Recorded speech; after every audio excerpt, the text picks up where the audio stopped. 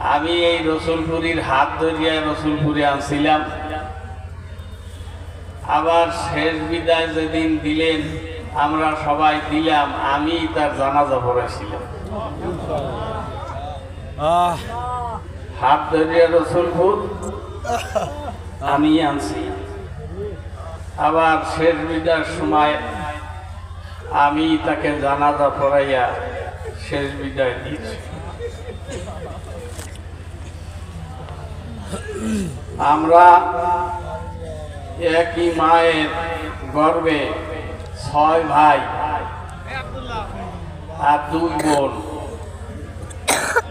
তার মধ্যে মরহুম হযরত পীর সাহেব কেবলা ছিলেন সবাই বড়।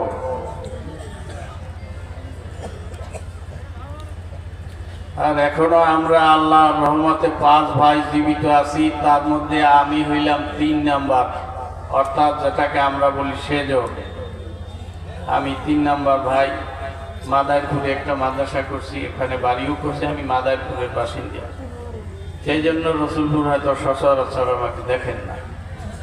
তো ভাই বন্ধুগণ, আল্লাহ এই যে মজলিস, এই মজলিসের মধ্যে এমন লোক আছে যারে আমরা গণায় ধরি না, যারে আমরা কি গণায় ধরি না। শিক্ষা নাই, যোগ্যতা নাই, এলেম নাই, কালাম নাই, কিন্তু তার মাওলা ডাকটা মাওলার দরবারে কবুল হয়ে গেছে। ওই লোকটা যদি আপনার পাশে এই মজলিসে বসা থাকে, আল্লাহ কয় ওর ওসিলায় আমি তোরেও আমার ওলি বানাই। এই জন্য উলামায়ে কেরামদের সোহবতে আসা দরকার না দরকার না? নিয়তটা সহি থাকতে হবে। কি নিয়তটা কি থাকতে হবে? সহি থাকতে হবে। ইসলাহের নিয়তে আসতে হবে। আল্লাহর ওলি রসুলপুরি যেন তেন ওলি নয়। আমি তার মায়ের পেটের ভাই, ঠিক আছে, কিন্তু ওনার পায়ের তলার ধুলি সমানও মর্যাদা আমার নাই। আমি বেশিরভাগই ওনার কারামতি, ওনার জীবনের হিস্টোরি গুলা আমার চোখের সামনে ভাসে। এই জন্য বলি, এই চুয়াডাঙ্গা থেকে একবার আমাদের দেশের বাড়ি পিরোজপুরে যাইতেছি, তখন এই খুলনায় যাইয়া আমাদেরকে রাত্র যাপন করতে হইত। তো কোথায় রাত্র যাপন করব? গেলাম রেল স্টেশন মসজিদে। রেল স্টেশন মসজিদে যাইয়া দেখি একটা লোক জীর্ণ শীর্ণ কায়া, কাপড় চোপড়ও বেশি একটা ভালো না, কিন্তু মাথায় 5 কলি টুপি, একটা পাগড়িও আছে সবুজ রঙের। হযরতজি যখন যাইয়া বারিন্দায় বসলেন, এখনো ব্যাগ ট্যাগ ধুইতে পারিনি, তখন ওই লোকটা দৌড়ে আইসা হযরতজির কাছে বসলেন। আমি ভয় পাইলাম যে আবার ছোট নাকি, ছোট মানুষ তো, আমি 8 বছর বয়স। তখন হযরতজির পাশে আইসা হযরতজি এই জায়গায় নাক লাগাইয়া এরকম শোকে। হযরতজি কি কয়, তুমি ইসহাকের মুরিদ না?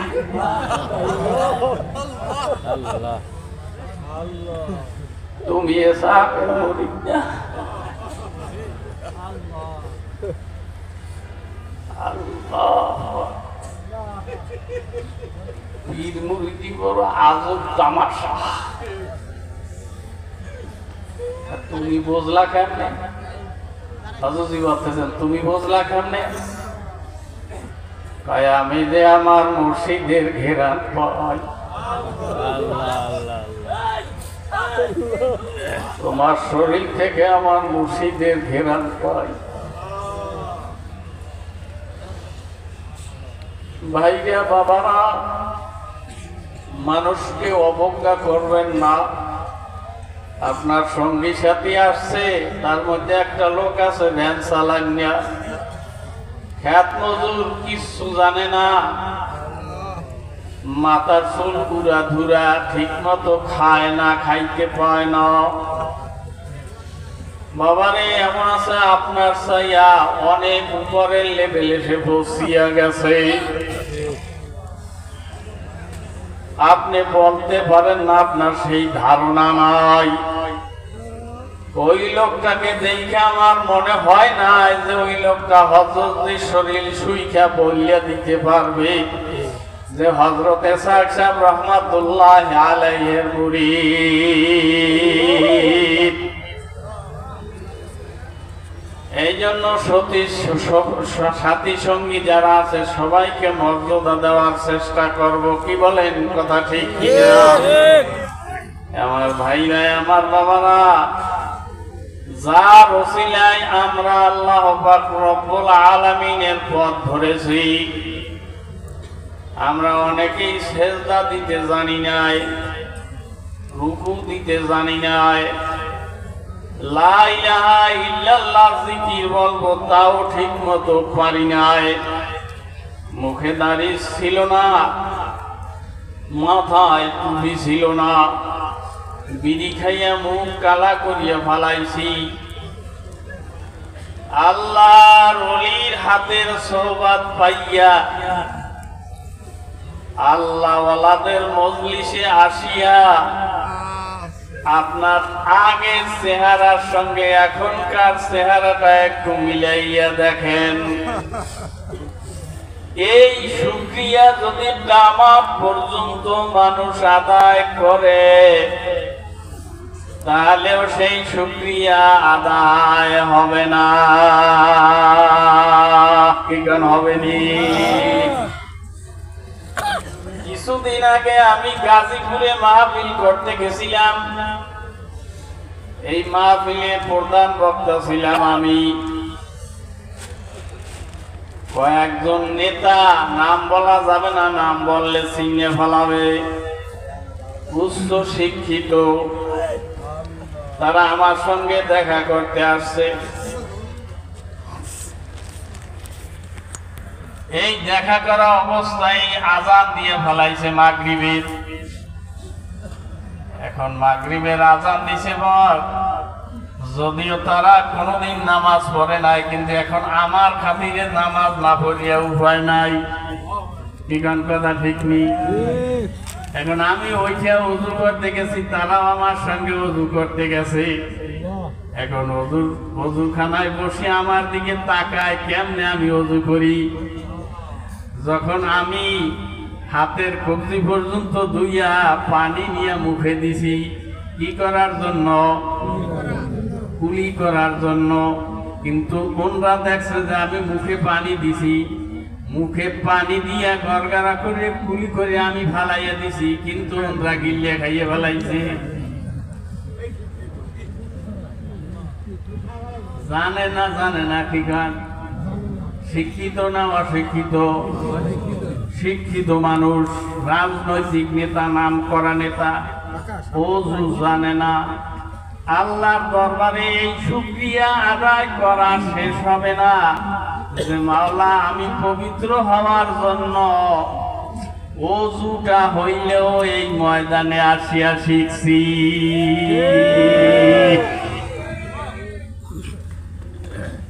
ওযু ছাড়া নামাজ হয়? ওযু ছাড়া কোরআন শরীফ পড়া যায়? ওযু ছাড়া কাবার গিলাফ ধরা যায়? কাবা জিয়ারত করা যায়? যায় না।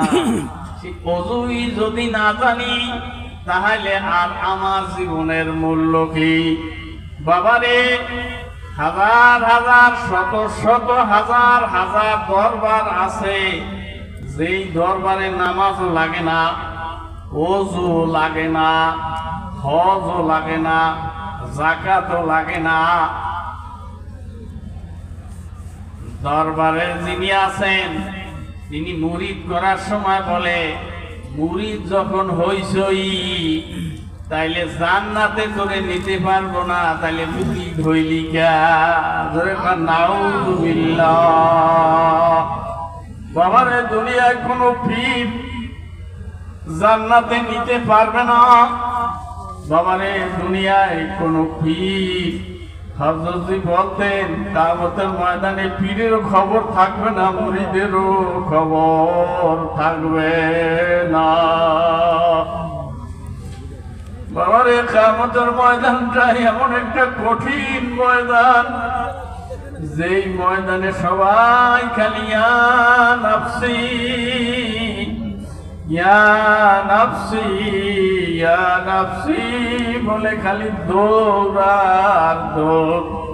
বাবারে কেতাবে লেখছে মানুষ আফসোস করবে, আহ কি করলাম, এই আফসোস করতে করতে নিজের আঙ্গুল কামড়াইবে। এই আঙ্গুল কামড়াইতে কামড়াইতে বেহুশ অবস্থায়, হুশ হারাইয়া ফালাইয়া বেহুশ অবস্থায় কামড়াইয়া নিজের হাত নিজে কেন পর্যন্ত খাইয়া ফালাইবে। যখন আর লাগর পাবে না,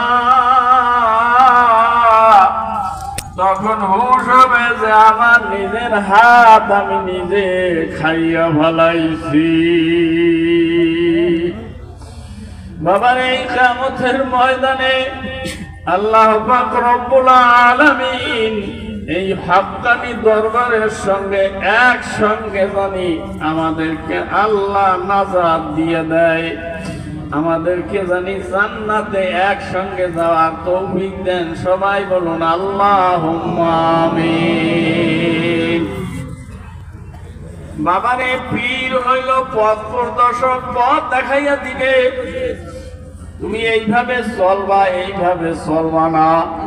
বাড়িতে খাস পর্দা করবা, হালাল রুজি অর্জন করবা। বাবার এই হালাল রুজির মধ্যে অনেক বরকত, বরকত আছে না নাই? হালাল রুজির মধ্যে অনেক বরকত আছে, কি বলেন? আছে না নাই? হালাল ভাবে উপার্জন করিয়া দেখেন, তার মধ্যে বরকত আল্লাহ পাক রব্বুল আলামিন দিবেনই দিবেন, আপনি টেরও পাবেন না। হালাল বা হারাম ভাবে উপার্জন করিয়া ছেলেরে খাওয়াইলেন, মেয়েরে খাওয়াইলেন, স্ত্রীরে খুশি করলেন, আত্মীয় স্বজন সবাইকে খুশি করলেন, কঠিন কিয়ামতের ময়দানে হিসাবের বেলায় কেহ আপনার আমার পাশে থাকবে না।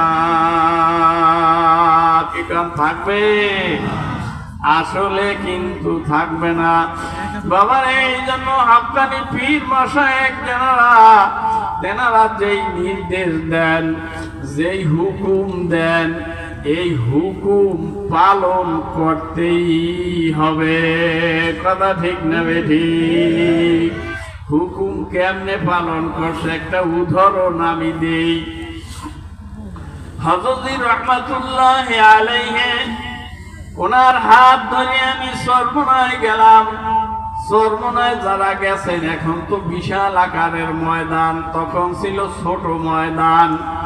মসজিদের সম্মুখে একটা পুষ্কুনিয়া ছিল।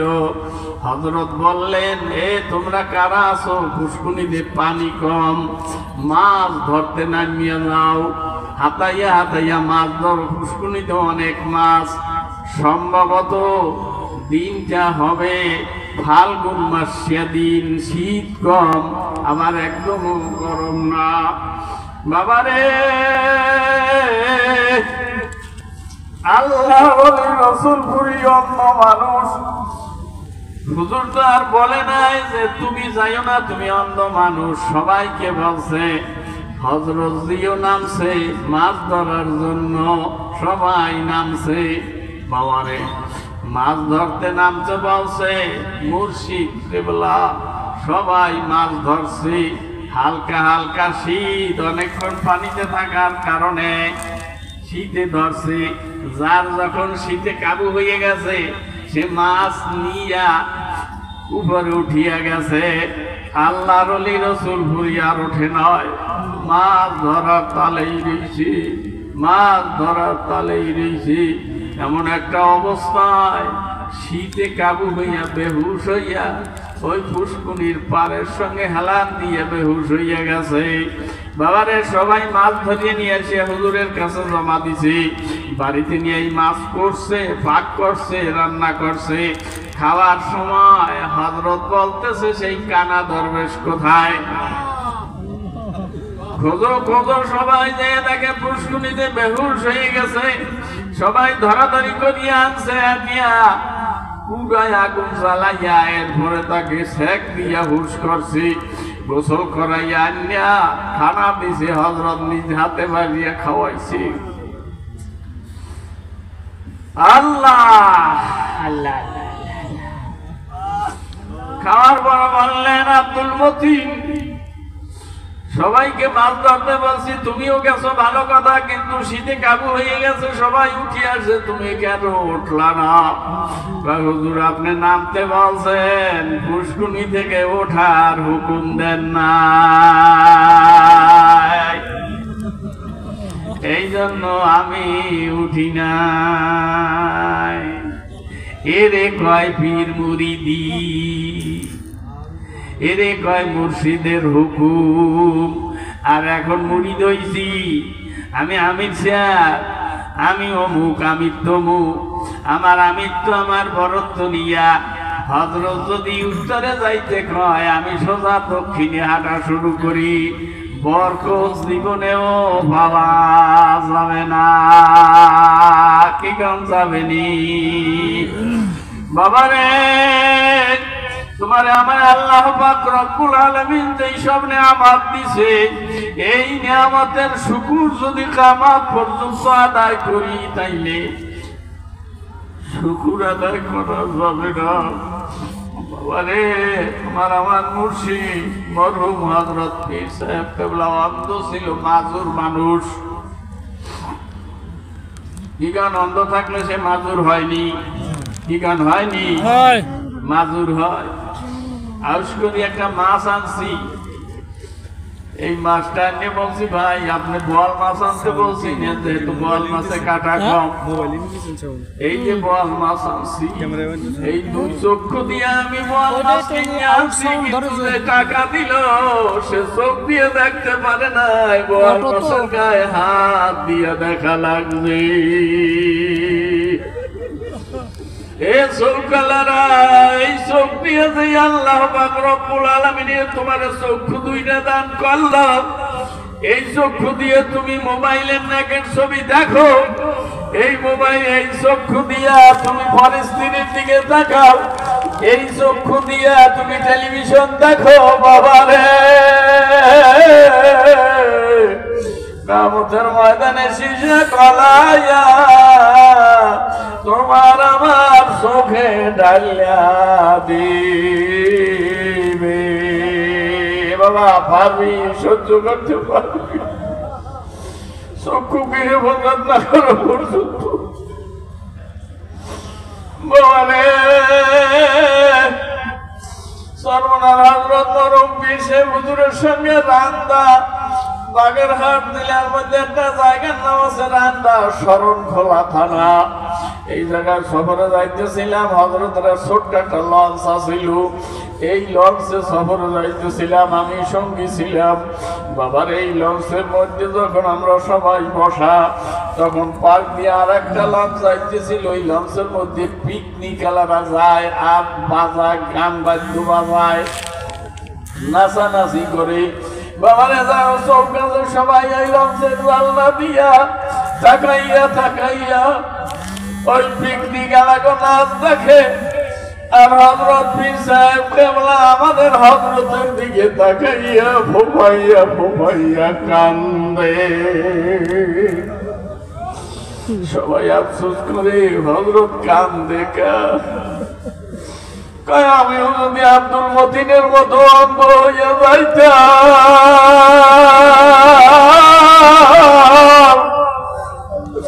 এই চোখের গুনাহটা থেকে অন্তত আমি রেহাই পাইয়া যাইতাম। এই জন্য বাবা চোখের হেফাজত করা লাগবে। চক্ষু হইল বড় মারাত্মক জিনিস। এরপরে বাবা জিহ্বাকেও হেফাজত করা লাগবে, লাগবে না লাগবে না বাবা? আল্লাহর হাবিব জনাবে মুহাম্মদ রাসূলুল্লাহ সাল্লাল্লাহু আলাইহি ওয়াসাল্লাম বলেন, তোমাদের শরীরের মধ্যে দুইটা জায়গায় হাড্ডি নাই, এই হাড্ডিবিহীন দুইটা জায়গাকে আমি রসুলের কাছে যেই ব্যক্তি আমানত দিতে পারবা, আমি তার বেহেশতের জিম্মাদার হইয়া যাব। সাহাবীরা বললেন, কিলা ইয়া রাসূলুল্লাহ, আল্লাহর হাবিব বললেন, এক নম্বরে হইল জিহ্বা, দুই নম্বরে হইল লজ্জার স্থান। এই দুই জায়গায় হাড্ডি নাই, এই দুইটা জায়গাকে আল্লাহর রসুলের সুন্নাত অনুসারে, আল্লাহর রসুলের তরিকা অনুসারে যে চালাইতে পারবে, আল্লাহর হাবিব জিম্মাদার হইয়া তাকে জান্নাতে পৌঁছায়া দিবে। জোরে কান আলহামদুলিল্লাহ। এ বাবারে, গরু জবাই করা তরবারে যে ধার, তার চেয়ে জিহ্বার ধার বেশি। এই জিহ্বা দ্বারা বাবা কাউকে কষ্ট দিও না। এই জন্য আল্লাহর হাবিব বলেন, আল মুসলিমু মান সালিমাল মুসলিমুনা মিন লিসানিহি ওয়া ইয়াদিহি। আল্লাহু আকবার। যার জবান এবং হাত অন্য মুসলমানের ক্ষতি থেকে নিরাপদ থাকে, সেই হইল খাঁটি মুসলমান। সুবহানাল্লাহ। জিহ্বাকে হেফাজত করা লাগবে বাবা। একজনের সঙ্গে আর একজনের দ্বন্দ্ব লাগাইয়া দেওয়া, এক ভাইয়ের সঙ্গে আর এক ভাইয়ের দ্বন্দ্ব লাগাইয়া দেওয়া, এক ভাইয়ের দুর্নাম, মিথ্যা দুর্নাম আর এক ভাইয়ের কাছে বলা, যাতে দুই ভাইয়ের মধ্যে বাবারে শত্রুতা পয়দা হয়ে যায়, দূরত্ব পয়দা হয়ে যায়। এইরকম মুনাফিকি যেই ব্যক্তি করবে, সে যত জিকির করো, যত সেজদা দাও, আর যত পীরের মুড়ি দাও, পীর সাহেবকে যত হাদিয়া তওবা দাও, আমি মনে করি তার কোনো মুড়ি দিতে আর কোনো জিকিরে কোনো হাদিয়া তওবায় কাজ হবে না। কথা ঠিক না বেঠিক? এই জন্য জিহ্বাকে হেফাজত করা লাগবে না লাগবে না বাবা? কপালকে হেফাজত করা লাগবে। পটুয়াখালীতে মরিচ বুনিয়া মাহফিলে যাইতেছি বাবারে, রূপাতলি করে একটা জায়গা আছে বরিশাল শহর কাটাইয়া, এরপরে রূপাতলি পটুয়াখালী রোডে যাইতে রূপাতলি বাজে। এই রূপাতলিতে যাইয়া দেখি একটা লোকের জটলা বান্ধা।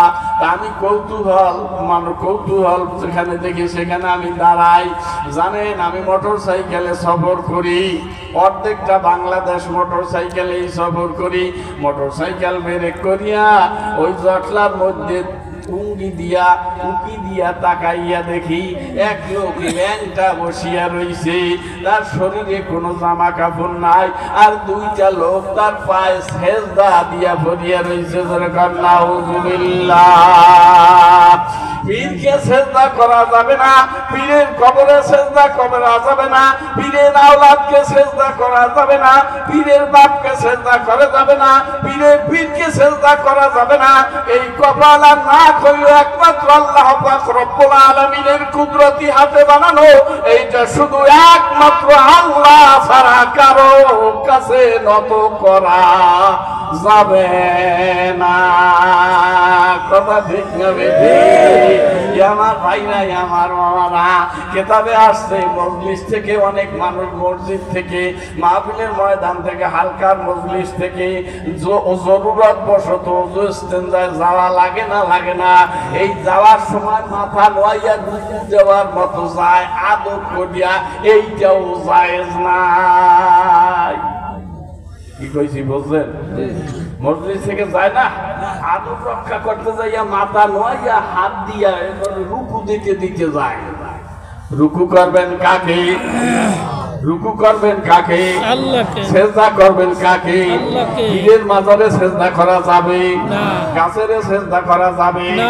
মাছেরে সেজদা করা যাবে না। ল্যাংটা বাবারে সেজদা করা যাবে না। পীরের কবরে হাদিয়া দেওয়া যাবে না। এই এক হাম্মক বোতল ভরিয়া পানি লই যাইছে কই কিসের পানি? কয় এটা হইলো বাবার রওজা গোসলের পানি। বাবার রওজা গোসল করা মানে কবর ধুইছে, ধোয়ার পরে ডেরেন দিয়া যে পানি নামছে এই পানি বোতলে ভরিয়ে পরে লইয়ে যাবে। এটা দিয়ে কি করবি? কয় এটা খাইলে বাড়ির মানুষের যত রোগ ব্যাধি আছে সব ভালো হইয়া যাইবে। নাউজুবিল্লাহ। ওই নূহ আলাইহিস সালামের নৌকার পায়খানার মতো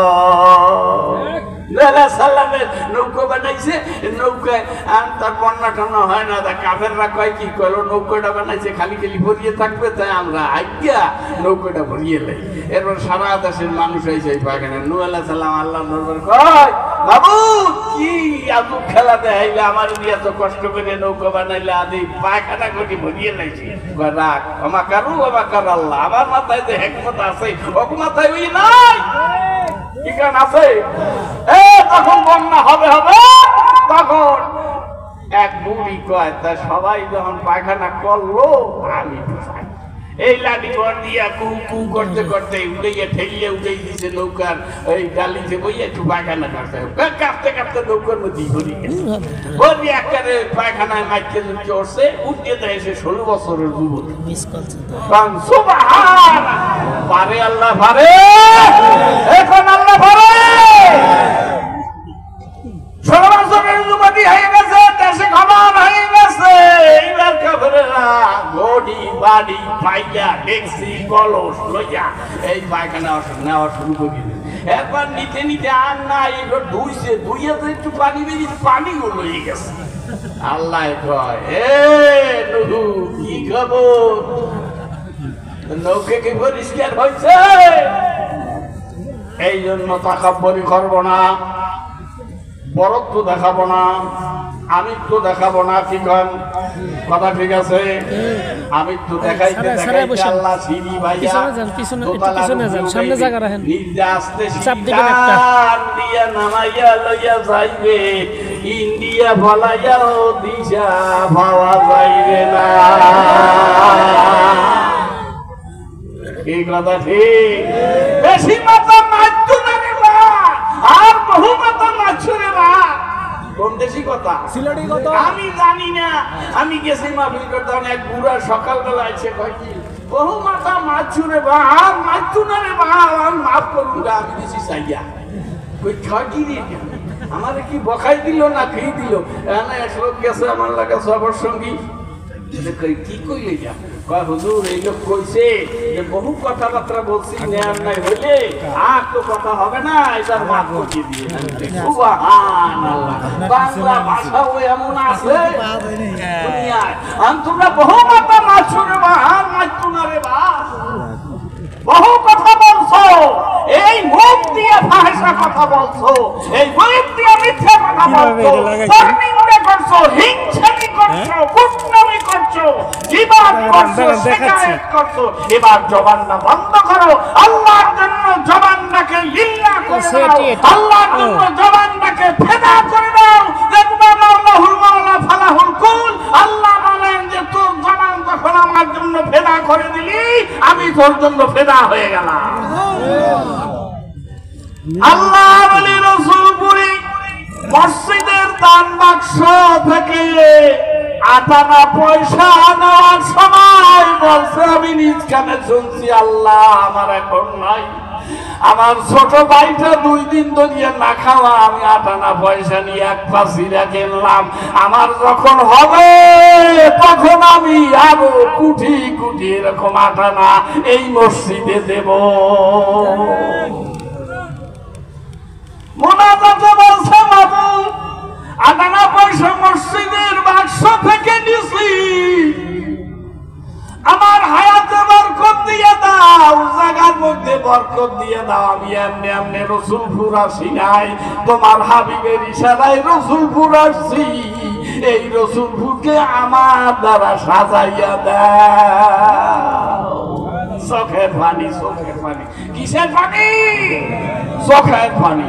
এ বাবা রে, চোখের পানি দ্বারা আল্লাহ পাক রব্বুল আলামিনের কাছ থেকে যা আদায় করা যায়, এইটা আর কোন জিনিস দিয়ে আদায় করা সম্ভব না। কথা ঠিক না বেঠিক? এই জন্য বাবা গভীর রজনীতে উঠিয়া নিরাবিলি যখন কেউ দেখবে না, মাওলার কুদরতি পাও সুন্দর ধরিয়া চোখের পানি ছাড়িয়ে দিয়া কাঁদছো, মাবুদ রে একা একা কেমনে রব অন্ধকার কবরে। যদি এইভাবে কাঁদতে পারি, আল্লাহ কয়া লা তাকনাতু মির রাহমাতিল্লাহ। ছোট বাচ্চারা দেখবেন হাঁটে, এক পাও দুই পাও হাঁটে, বাবা আনন্দ করিয়া চাচা আনন্দ করিয়া 5 হাত দূরে দাঁড়াইয়া থাকে, থাকে না থাকে না? আয় আয় আয়, কি কি কয়?